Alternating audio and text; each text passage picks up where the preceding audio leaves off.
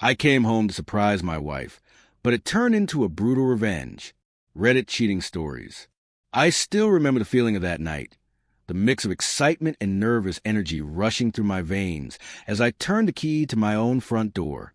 I had been away for weeks on a work trip, but instead of telling my wife Emily I wanted to surprise her, I had this whole plan.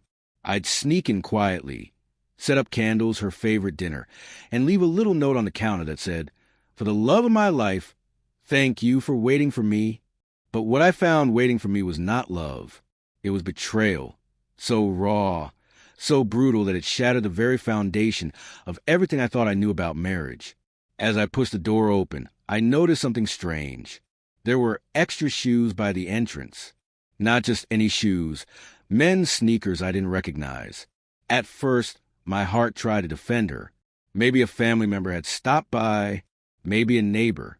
But as I stepped inside, I could hear it. Laughter. A man's laughter.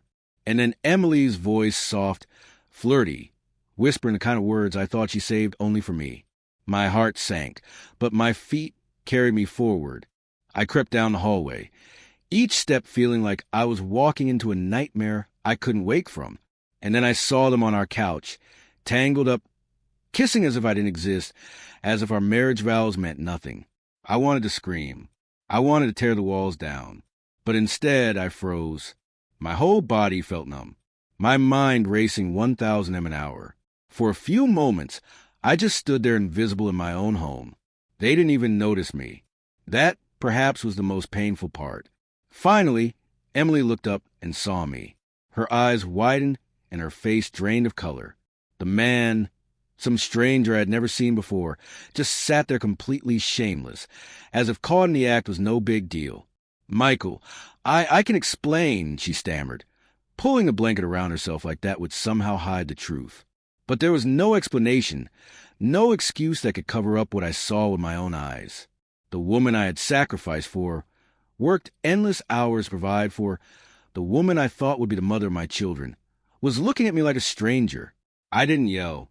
I didn't cry. I just looked at her. Sometimes silence speaks louder than rage. And in that silence, something inside me snapped. Not in a way that made me reckless, but in a way that made me clear.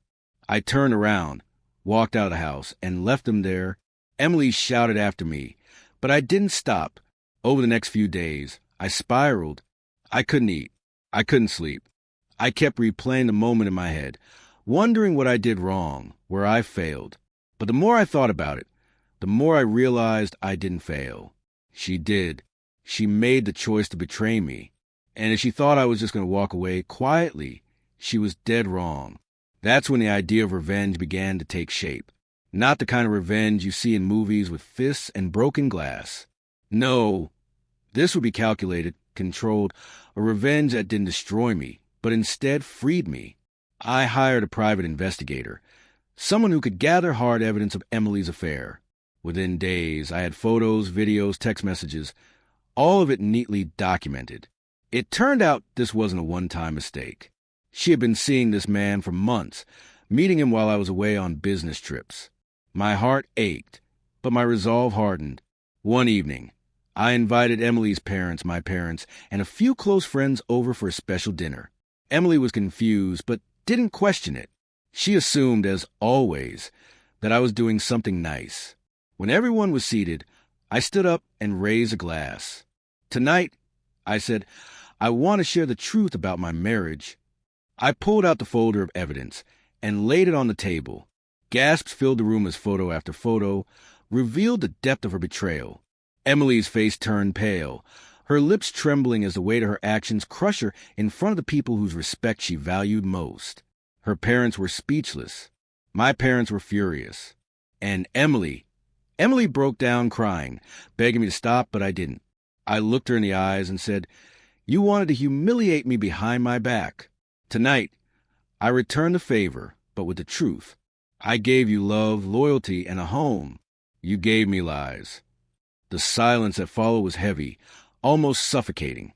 But in that silence, I felt something I hadn't in weeks. Relief. That night, I packed my bags and left. No yelling, no second chances, just a quiet final goodbye. The divorce process was grueling, but I came out of it stronger. I moved into a new place, focused on my career, and eventually reconnected with old friends I had lost touch with because I was always so wrapped up in Emily's needs. Months later, Emily reached out. She cried, begged for forgiveness, claimed she made a mistake. But I wasn't the same man anymore. I didn't carry the weight of her betrayal anymore. I had found peace in letting go. Revenge, I realized, wasn't about destroying her. It was about exposing the truth and reclaiming my power. And the most important lesson I learned, love should never make you feel small. The right partner doesn't betray your trust. They protect it. And sometimes the most powerful revenge isn't anger. It's moving forward with dignity, leaving those who hurt you to drown in the mess they created.